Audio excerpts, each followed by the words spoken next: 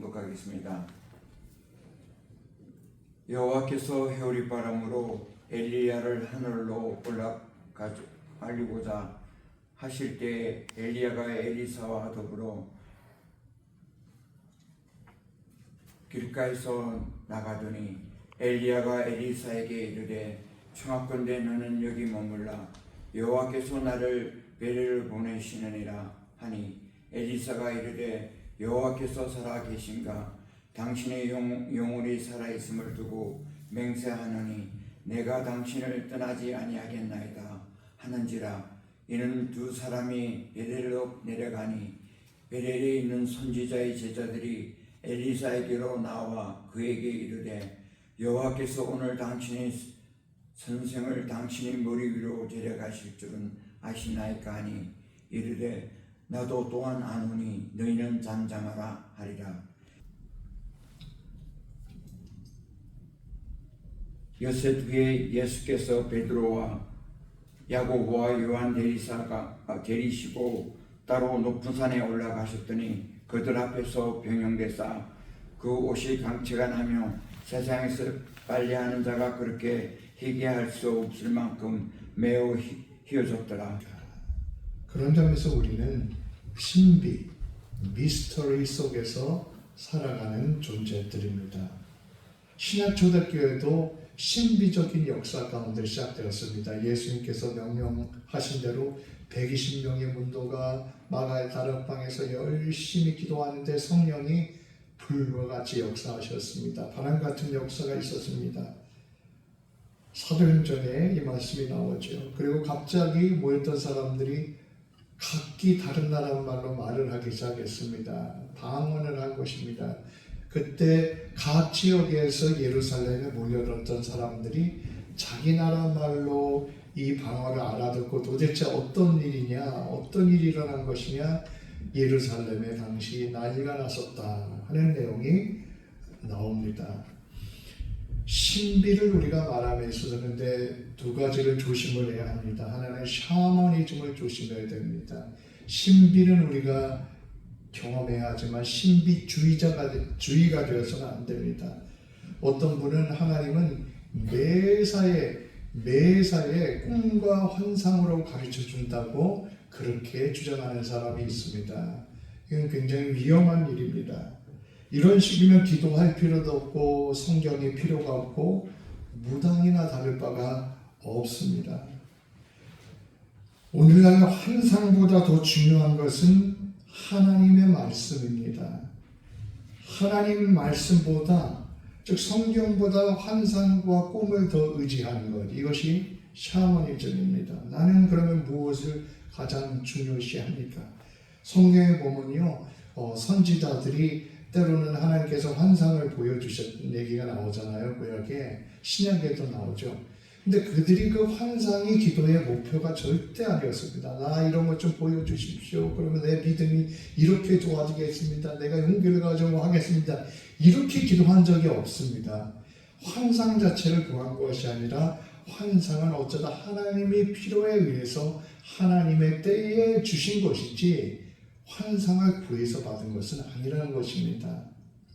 환상을 구하는 걸 신앙의 제일의 목표, 기도의 목표로 삼으면요 잘못되기가 쉽습니다. 왜냐하면 인간의 부패한 마음은 자기가 생각하는 것을 만들어내는 경향이 있습니다.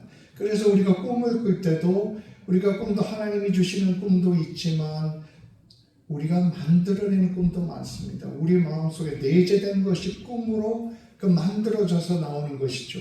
그것처럼 우리가 환상을 목표로 하는 사람들은 그 환상을 우리가 만들어낼 수 있다는 것입니다.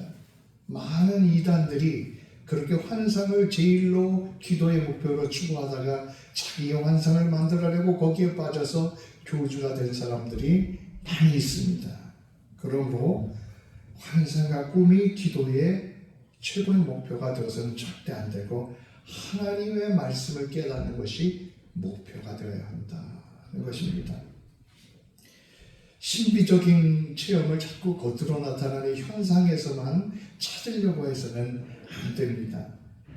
뭔가 환상이 보여하고 방언을 해야만 하고 그렇게만 나가면 우리가 위험해지기 쉽습니다. 방언하는 것은 굉장히 유익하고 또 혼자 기도하다가 혼자 방언하는 것 참 좋습니다. 그러나 방언을 해야만 한다. 방언 안 하는 사람이 잘못되는 것이다. 이런 식으로 하면 신앙이 이상한 쪽으로 간다는 것이죠. 신비는요, 우리가 하루하루 숨을 쉬고 있는 게 신비가 아니겠습니까? 그러니까 내가 내 힘으로 숨을 쉬는 거 아니지 않습니까? 우리가 보이지 않지만 우리 마음에 하나님을 느끼고 살아가는 것 신비 아닙니까? 어떻게 우리가 보이지 않는 하나님을 아버지라고 부르면서 기도합니까? 신비 아닙니까? 이미 그런 점에서 우리는 신비 속에서 하나님과 영으로 연합된 가운데 우리가 살아가고 있다는 것입니다. 이것이 신비입니다. 신비를 말하면서 또 한 가지의 잘못된 점은요, 신비를 아예 없다라고 생각하는 것입니다. 현대과학에서는 신비적인 경험을 아예 안 믿으려고 합니다. 성경에 나오는 환상 이런 거를 무의식적인 자기 착시라고 해석을 하고요, 뇌에 어떤 잘못된 현상이 일어난 것이다, 이런 식으로 자꾸 해석을 하는 것이죠. 신비가 빠지면 기독교는 존재하지 않습니다. 신비 중에 신비가 무엇입니까? 예수님께서 인간의 몸을 입고 이 땅에 오셨다. 이걸 어떻게 받아들입니까? 신비가 아니겠습니까? 그분이 우리를 위해 십자가를 지고 돌아가셨는데 3일 만에 살아나셨다. 이것을 어떻게 논리적으로 받아들일 수 있습니까? 이것은 믿음으로 받아들이는 신비인 것입니다. 오늘 교회력의 산상변화주일 Transfiguration Sunday입니다. 오늘 본문의 변화산 위에서 예수님과 제자들에게 나타난 일도 신비라고 우리가 부를 수 있습니다. 2절에 보면 엿새 후에 예수님께서 베드로, 야고보, 요한을 데리고 높은 산에 가셨는데 그들 앞에서 변형되셨다. Jesus was transfigured before the disciples. 이렇게 말씀합니다. 엿새우라는 것은 그 엿새조는 베드로가 주는 그리스도죠, 살아계신 하나님의 아들이라고 위대한 신앙 고백을 했을 때입니다. 그 신앙 고백을 보시고 예수님께서 그 신앙 고백의 기초 위에 교회를 세우겠다 이렇게 말씀을 하시기까지 하셨습니다.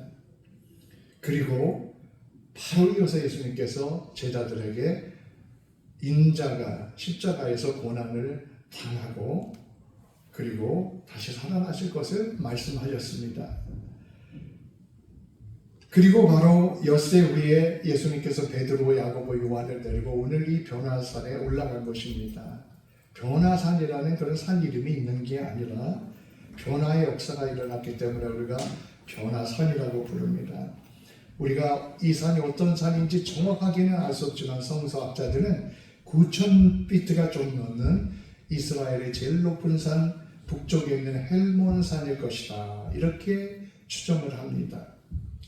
이 산에 올랐을 때 예수님의 모습이 변모, transfigure, 그 피규어가 바뀐 것이죠. 외모가 어떻게 변했습니까? 오늘 3절에 보면 그 옷이 광채가 나며 세상에 빨래하는 자가 그렇게 희게 할 수 없을 만큼 희어졌더라. His clothes became dazzling bright, such as no one on earth could bright them. 어떻게 그렇게 세상적인 색깔로 설명할 수 없는 그런 찬란한 그런 게 휘어졌다는 것입니다. 더 놀라운 것은 엘리야와 모세가 나타나서 예수님과 대화를 하기 시작한 것입니다. 엘리야는 누구입니까? 엘리야는 구약에서 수많은 능력을 행했던 선지자입니다. 구약을 대표하는 선지자라고 볼 수 있습니다. 그리고 오늘 본문에 있는 것처럼 열왕기하 2장의 말씀처럼 그는 죽음을 받지 않고 들림을 받아서 올라간 사람입니다. 모세는 구약의 가장 대표적인 인물이라고 할 수 있습니다. 모세는 430년 동안 애굽에서 종살이 살던 이스라엘 백성을 이끌어냈고요, 시내산에 올라가서 40일간 기도하면서 십계명을 받아가지고 내려왔습니다. 그리고 모세는 애굽에서 나온 백성들을 40년간 광야에서 이끈 그러한 지도자입니다. 모세와 엘리야는 구약을 대표하는 인물인 것이죠. 그런데 모세와 엘리야가 실제로 나타나서 예수님과 대화를 한 것입니다. 이게 무슨 얘기입니까? 환영이 나타난 것이 아니라 실제의 인물이 나타난 것입니다. 예수님 이전에 1500년 전에 살고 죽었던 모세가 나타난 것입니다. 예수님 이전에 900년 전에 살았다 죽었던 엘리야가 나타나서 대화를 하고 있었던 것입니다. 우리는 부모님에 대한 그리움이 있습니다. 가족에 대한 그리움이 있습니다. 우리는 먼저 앞서간 믿음의 형제 자매에 대한 그리움이 있습니다. 우리가 이 말씀 보면서 그분들도 다 살아계시는구나. 천국에서 언젠가 이렇게 모세와 엘리야처럼 대면할 순간이 올 것이다. 우리가 이 소망을 가지실 수 있으시기를 바랍니다. 엘리야와 모세가 예수님과 대화하는 내용이 무엇입니까? 본문에는 없지만 누가복음 9장에 보면은 영광 중에 나타나서 장차 예수께서 예루살렘에서 별세할 것을 같이 대화했다. 이렇게 말씀하고 있습니다. 별세는 뭐냐면 우리가 돌아가시는 것을 왜 한국말로도 별세한다 이렇게 얘기를 하죠. 근데 별세는 누가복음 9장에서 말하는 별세는 departure, 떠나는 것을 말하는 것입니다. 세상을 떠나는 얘기를 했던 것입니다. 예수님께서 이제 세상을 떠나셔야 될 텐데 어떻게 이제 하는가 그 말씀을 나누었다는 것입니다. 인류를 구원하시기 위해서 십자가를 지고 어떻게 돌아가시는가 이 얘기를 나눴다 하는 것입니다. 모세와 엘리야와 대화를 했다는 것은 결국 이 구약을 대표하는 이 두 사람인데요. 구약의 모든 약속과 예언들이 예수님 안에 이루어진다는 것을 또한 보여줍니다. 예수님의 특별히 십자가와 부활 속에 구약에 예언된 모든 그 약속의 말씀들이 이루어지게 되는 것입니다.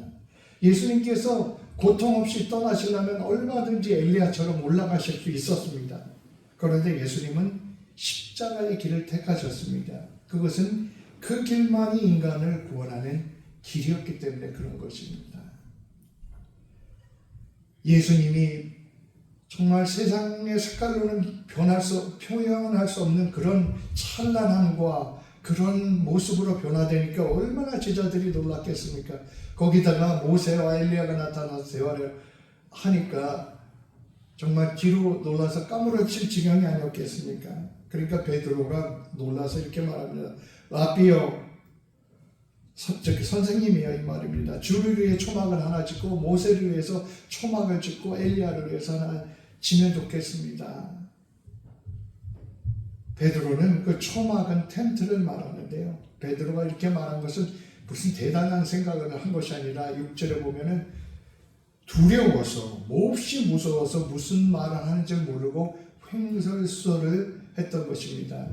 횡설수설하면서도 그가 그 본심이 나온 것입니다. 너무 무섭기도 하고 너무 신비스럽기도 하고 황홀경을 보면서 내려가지 말고 여기서 이 초막을 3개 짓고 여기서 그냥 머물렀으면 좋겠다 이런 생각을 하게 된 것입니다. 그걸 생각이 튀어나온 것입니다. 그런데 그렇게 무서워하는데 구름에서 제자들을 구름이 덮으며 구름 속에서 음성이 들립니다. 어떤 음성이 들렸습니까? 하나님의 음성이 들려오는데요. 이는 내 사랑하는 아들이니 그의 하는 말을 들으라. 이는 내 사랑하는 아들이니 그의 하는 말을 들으라. 그리고 엘리야와 모세는 어느덧 없어지고 말았습니다. 아니 예수님을 3년 동안 그렇게 따라다녔는데도 온전히 예수님 말씀을 듣지 않았기 때문에 이 말씀하지 않았겠습니까? 하나님 오죽하면 하나님께서 변화의 산에 제자들을 불러가지고 거기서 이는 내 사랑하는 자니 내가 보낸 메시아니 너희들이 그의 말을 들으라 이런 음성을 들려준 것입니다.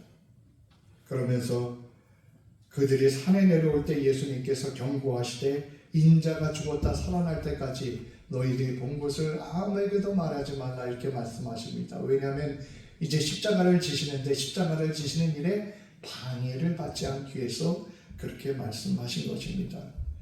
변화산에서 왜 이런 신비적인 경험을 제자들에게 주신 것일까요?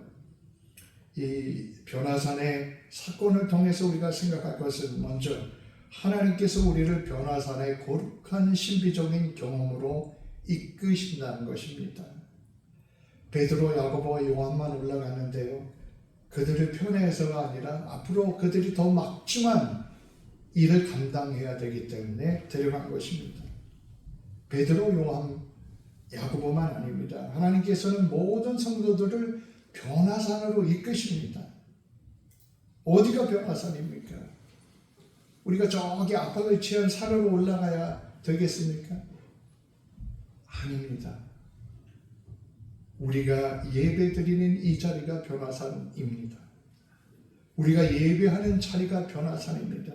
왜냐하면 예배의 자리, 교회는 하나님께서 우리를 이끌고 계시는 곳이기 때문에 그런 것입니다. 교회의 예배를 통해서 하나님은 우리에게 거룩한 신비의 경험을 주신다는 것입니다. 우리가 환상 같은 시각적인 그러한 초월적인 경험만 신비가 아니고요. 눈에 보이지 않는 그 신비가 더 중요한 것입니다. 자꾸 사람들은 눈에 보이는 걸, 만지는 걸 우선으로 생각하는데요. 그것보다는 보이지 않는 것이 더 중요한 것입니다. 아무런 감동이 없었는데 하나님 말씀을 보는데 하나님 말씀이 살아있는 하나님의 말씀을 들려오기 시작합니다. 이게 어떻게 내 힘으로만 가능하겠습니까? 아니 이기적인 사람인데 그 사람이 남을 긍휼히 여기는 사람으로 바뀌어갑니다. 하루하루 살면서 세상을 원망하고 한숨 지던 사람이 감사가 넘치는 기쁨의 사람으로 바뀌어갑니다. 이것이 바로 신비입니다. 하나님께서는 교회를 통해서 예배를 통해서 이런 신비적인 역사를 베풀어 가신 것입니다. 우리는 하나님께서 이렇게 이끌고 계시는데 매일매일 얼만큼 우리가 변하고 있습니까? 나는 매일매일 변하고 있습니까?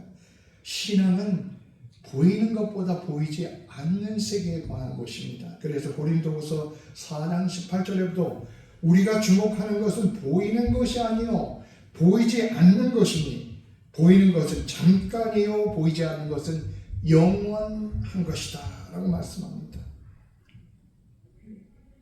정말 우리가 이런 믿음을 갖기 위해서 기도해야 될 줄 믿습니다. 보이는 게 전부인 줄 알고 그것만 따라가는 그런 우리의 삶이 아니라 보이지 않는 것이 영원한 것임을 우리가 진짜 깨닫고 그것을 최고로 여기고 따라가는 그러한 우리 믿음이 되도록 기도해야 될 줄 믿습니다. 누가복음 9장에 똑같은 이야기가 나오는데 여기 보면 제자들을 기도하러 데려가셨다고 합니다.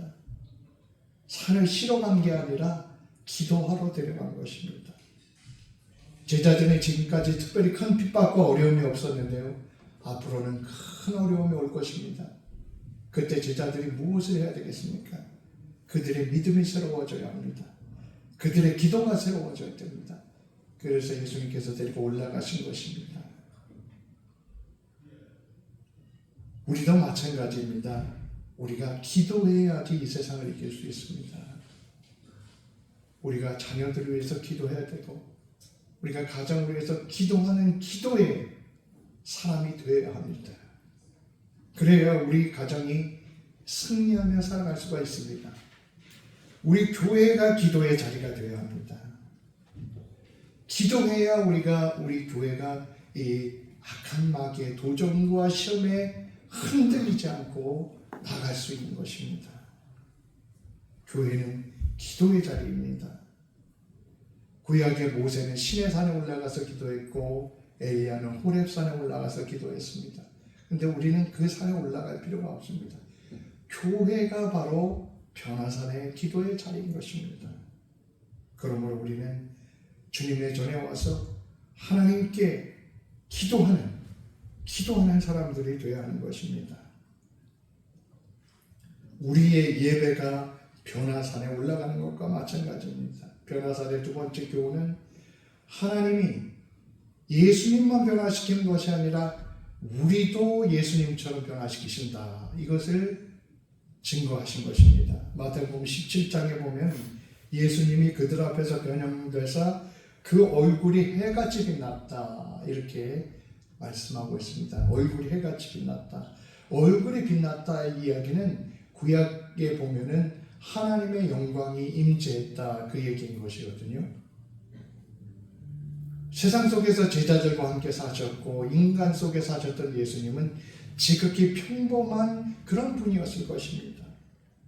능력은 행하시지만 똑같이 먹고 자고 웃기도 하고 슬퍼하기도 하고 아파하기도 하고 그러면서 움직이셨습니다. 그런데 오늘 변화산에서 제자들은 지금까지 못 봤던 모습을 보게 된 것입니다.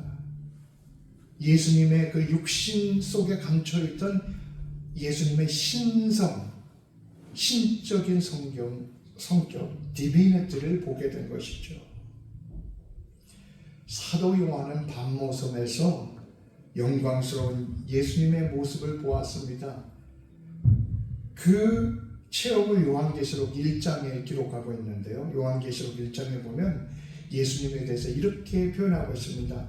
촛대 사이에 인자 같은 이가 발에 끌리는 옷을 입고 가슴에 금띠를 띠고 그 머리가 털의 희기가 흰 양털 눈 같으며 그의 눈은 불꽃 같고 그의 발은 풀무에 단련한 빛난 주석 같고 그 오른손에는 7 별이 있고 그의 음성은 많은 물소리 같으며 그 입에 좌우에서 날선검이 나오고 그 얼굴은 해가 힘있게 비추는 것 같더라. 그 얼굴은 해가 힘있게 비추는 것 같더라. 이것을 밤모섬에서 보고 요한계시록에 기록했습니다. 변화산에서 예수님은 예수님처럼 우리도 변할 수 있는 것을 그 증거를 보여주셨습니다. 요한계시록 19장에 보면요, 천국 백성들이 잔치를 누리며 빛나고 깨끗한 세마포를 입었다는 말씀이 나옵니다. 하얀 깨끗한 용서받은 자의, 구원받은 자의 그 옷을 입고 있었다는 것입니다. 비록 세상에 추하고 어두운 존재도 하나님의 은혜로 거룩한 빛의 존재로 변화할 수 있는 것이 하나님의 약속입니다. 우리에게 세마포를 입혀주시는 것입니다. 이 세상에서 병들고 나약해도 하나님 나라에서 예수님의 얼굴처럼 빛나는 광채로 변화가 될 그 약속을 보여주시는 것입니다. 우리가 언젠가 천국에 들어가면 우리 얼굴 모습은 그대로 있어도 우리는 광채나는 아름다운 모습이 될 것입니다. 제가 가끔 이렇게 요즘은 좀 우리가 가정 신방 예배가 없어서 참 가정을 방문하지 않고 있는데 앞으로 또 우리가 재개하도록 하겠습니다.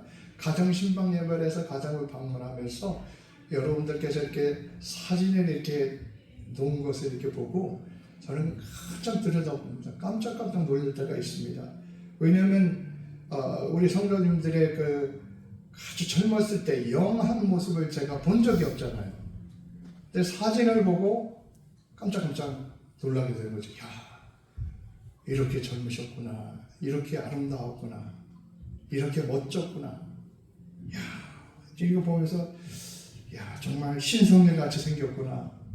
아, 정말 무늬 같이 생겼구나. 야, 정말 무늬가 따로 있는 게 아니구나. 이런 생각을 하곤 했습니다. 그런데 우리가 나이 들어지면 어떻습니까? 젊었을 때는 안 그랬는데 또 주름도 생기고 근육도 줄어들고 몸도 약해지고 젊을 때가 그리워지고 서글퍼질 때가 있지 않습니까? 그런데 이거 잠깐입니다. 주님께서는 우리 몸이 어떻게 변할 것을 보여주신 것입니다. 영광의 몸으로 부활하게 될 것을 보여주신 것입니다. 고린도전서 15장에 보면 보라 내가 너에게 비밀을 말하노니 우리가 다 잠잘 것이 아니요 마지막 나팔의 순식간에 호련히 변화하리니. 부활의 순간에요, 그냥 다시 살아나는 것만이 아니라 완전히 이런 광채나는 모습으로, 멋진 모습으로 변화하는 약속을 우리에게 말씀을 통해서 주셨습니다. 이 소망이 우리에게 충만해지기를 기도합니다. 변화살의 교훈은 마지막으로 사명에 관한 것입니다. 미션에 관한 것입니다. 이는 내 사랑하는 아들이니 그의 말을 들으라 말씀했습니다. 예수님이 십자가를 지시고 고난당하시고 부활하신다는 그 주님의 말씀을 들으라는 것입니다. 불과 6일 전 베드로는 예수님께서 십자가를 지시고 부활한다는 말씀을 하셨을 때 안 됩니다, 절대 안 됩니다 그러면서 예수님을 막으려고 했습니다. 이때만 해도 제자들은요, 베드로를 비롯해서 모두가 십자가에 대한 관심도 없었고 이해도도 없었습니다. 3년 예수님을 따라다니면서 그들이 가졌던 예수님의 생각은 예수님이 메시아로서 이스라엘의 왕이 되시고 세상의 왕이 돼서 다스리면 본인들도 뭔가 큰 일을 해야 되겠다 생각을 한 것입니다. 자기들의 생각이 꽉 차 있었기 때문에 예수님의 말씀하시는 게 도무지 틀릴 리가 없었던 것이죠. 우리도 마찬가지입니다. 우리 생각으로만 꽉 차 있으면요, 주님의 소리가 들리지 않습니다. 우리 속에 아직도 주님의 말씀을 거부하고 있는 고집과 완악함은 없습니까? 하나님, 내게는 왜 그런 깨달음을 주시지 않습니까? 하나님의 음성을 주시지 않습니까? 기도하면서 우리는 내 속에 내 고집과 내 완악함은 없는가를 물어야 할 줄로 믿습니다. 우리가 내 생각을 내려놓고 그분의 말씀에 귀를 기울이고 있습니까? 주님의 말씀에 귀 기울이는 삶이 성공을 하는 삶입니다.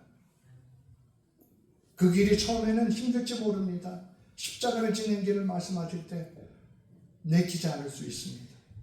그러나 어려운 것 같아도 그 길을 따라가면 결국 우리가 승리하고 우리 교회가 승리하고 우리 가정이 승리하는 그러한 축복된 삶을 우리가 살게 되는 것입니다. 예수님의 이 변화산 사건은 십자가를 지시기 바로 앞두고 일어난 일입니다. 십자가를 지시러 가기 전에 제자들을 준비시키기 위해서 그들의 믿음을 새롭게 하시고 그들이 하나님의 영광을 보고 용기를 얻도록 하기 위해서 데려가신 것입니다. 그런데 제자들은 초막 치고 살겠습니다 이렇게 말했지만 하나님의 뜻은 산에서 내려오는 것입니다. 그냥 그 산에서 황홀경에 빠져서 세상의 고난과 세상의 어려움을 잊고 살아가면 얼마나 좋겠습니까? 그런데 그게 하나님의 뜻이 아니라는 것입니다. 주님의 뜻은 내려오는 것입니다. 하나님의 은혜를 체험한 사람들이 세상 속에 내려오는 것입니다. 신비적인 체험을 주시는 이유는 사명입니다. 사명과 헌신으로 이어지지 않는 신앙적인 체험은 아무런 의미가 없는 것입니다. 교회는 황홀경에 빠져서 초막을 짓고 살라고 불러준 것이 아닙니다. 우리끼리만 좋기 위해서 불러준 것이 아닙니다. 세상을 향해 나아가서 세상에 그리스도를 전하고 세상을 변화시키라고 불러주신 것입니다. 산으로서 내려가라는 말씀은 교회의 신자들이 세상을 향해 나아가서 그리스도의 복음을 증거하고 세상 속에서 봉사하라는 말씀이 아니고 무엇이겠습니까? 하나님께서는 예배를 통해서 기도를 통해서 우리를 변화산으로 이끌고 계십니다. 지금도 우리에게 예배를 통해서 하나님의 영광을 드러내고 계십니다. 용기를 얻으라고 하십니다. 그러면서 이제 그 용기와 소망을 가지고 변화산에서 내려가서 세상 속으로 들어가라 이렇게 말씀하십니다. 이것이 변화산에서의 가르침입니다. 기도하겠습니다. 날마다 세밀하게 인도하시는 주님 감사드립니다. 우리가 비록 주님을 눈으로 볼 수 없으나 하나님의 영광을 믿음의 눈으로 날마다 보며 살아갑니다. 부족한 죄인들에게 영광스럽게 변할 수 있는 그 약속을 주신 것을 감사함을 드립니다. 하나님, 우리가 예배를 통해서 또 기도를 통해서 날마다 변화산에 오르는 그런 삶을 살게 하여 주시옵소서. 그리고 우리가 하나님이 주신 은혜와 능력을 힘입고 세상 속에 들어가 우리가 이 땅에 사는 동안 그리스도의 복음을 증거하며 봉사하며 살아가는 그러한 삶이 되도록 믿음과 능력을 더하여 주시옵소서. 예수님 이름으로 기도드립니다. 아멘.